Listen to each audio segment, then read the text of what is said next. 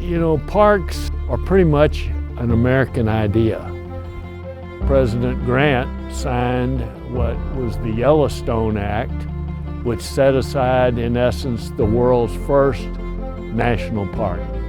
And it was set aside to protect that special area, but it was set aside not just for royalty. We didn't have any royalty, which is where that sort of thing happened in most places, or for wealthy people. It was set aside for everybody. And that was a different idea. I'm Walt Dabney, and I am actually retired. I've been retired for a number of years. I worked many years with the National Park Service and the state of Texas parks. I also spend a lot of time talking to people about their public lands. That's become a real passion of mine, and I'm a serious public land user. I mountain bike and hike and climb and camp and do a little hunting and some fishing and river running and that kind of thing. And every time I'm out there, I'm appreciative of what we have collectively as a heritage in this country as it relates to lands that we all own in common. And the other thing about these public lands, even around Moab, is many visitors as we have here. If you get someplace where you can pull off the road and stop, within 5 minutes, you don't hear the road. Oftentimes you don't see another soul, and it's yours to explore. That's absolutely wonderful in my opinion.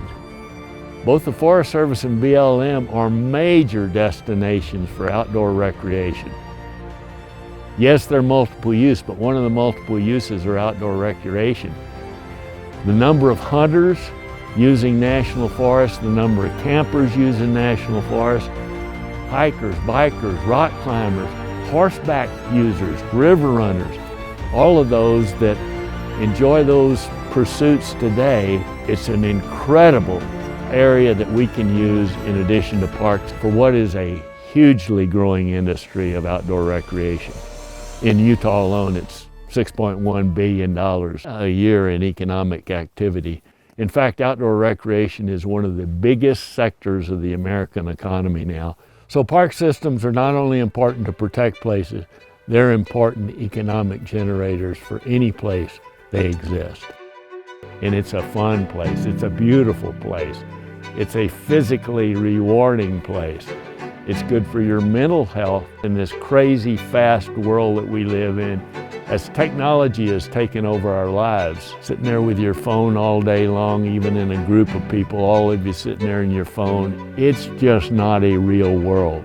Understanding that that's where you're going to be most of the time is terribly important, that you go out and get yourself at least a little bit grounded in what is more natural.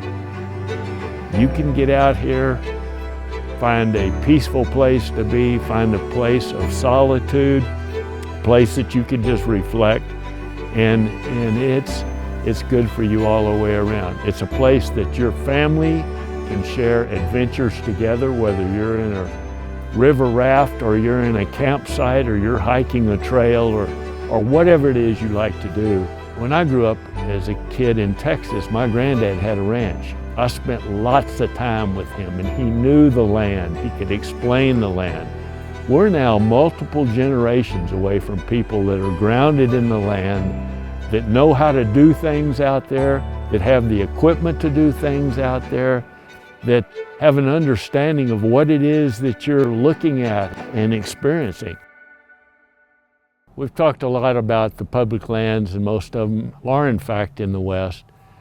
But for example, in the case of the National Park Service, it is a repository not only for big stretches of natural places, it's also a repository of those historic and prehistoric pieces of America that make us who we are as a nation, as a people.